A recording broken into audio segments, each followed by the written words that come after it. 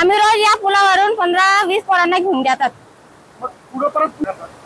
पुढे पाणी मधून निघता आम्ही दोरे बांधून तिकडच्या साईडला पकडून ठेवतात आणि मग निघतात। काय होतं त्या दिवशी आम्ही रिटर्न होऊन जातात। पोरं होऊन जायची भीती वगैरे काय वाटत नाही का? वाटते सर, पण पोरांचे भविष्य पण बनवायचे असतं ना आम्हाला। किती पोरं येतात सगळ्या पाड्यात? 39 पोरं। कुठल्या कुठल्या पाड्यात? मालेआंबा पाडा, तमनाई माल पाडा आणि केटा पाडा। तुमचं नाव? विद्या गणेश वसावे। यायला जायला त्रास राहता ना, म्हणून खाजगी आम्ही पूल बनवला। 4-5 वर्ष होऊन गेले। आमचे मतदान करते ना, असं पूल बांधून देणार असं सांगितलं।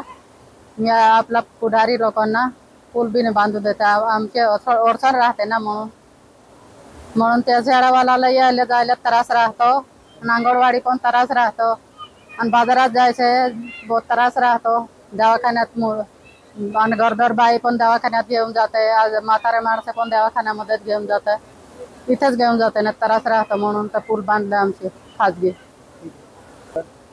फुलांचे आता 2,000 ते हे दोरी लावून बांधली आहे। दरवर्षी ते आमचे बांबू लावून बांधते खाजगी, आणि ते बांबू वाहून जाते, अजून बांधते, अजून वाहून जाते, अजून बांधते। तुमचं काय मागणी मग प्रशासनाकडे? नाही, आम्हाला पूल पाहिजे होतं, एवढी अडचण आहे। आजारी माणसाला घेऊन जायचं बी आजारी आहे, त्यांना बी घेऊन जायचा त्रास राहतो आणि मोठा पूर येऊन जातो, हे पूल बी वाहून जातं, अजून लवकर बांधावं लागेल अजून। तुमचं नाव? फुलवंती करमसिंग तडवी, मालेआंबा।